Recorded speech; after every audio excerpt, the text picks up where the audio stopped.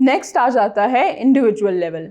अब multiple organ systems जब इस तरह से अरेंज हों कि वो अपने फंक्शंस एक ही टाइम पे इकट्ठे एक कोऑर्डिनेटेड वे में परफॉर्म करें तो एक इंडिविजुअल बन जाता है।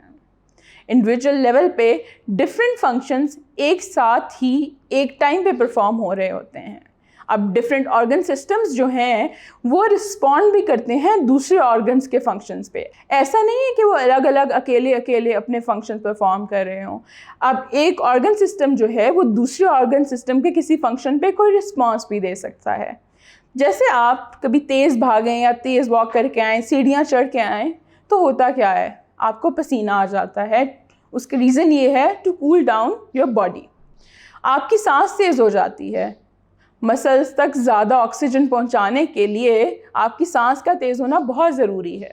आपकी हार्ट रेट तेज़ हो जाता है।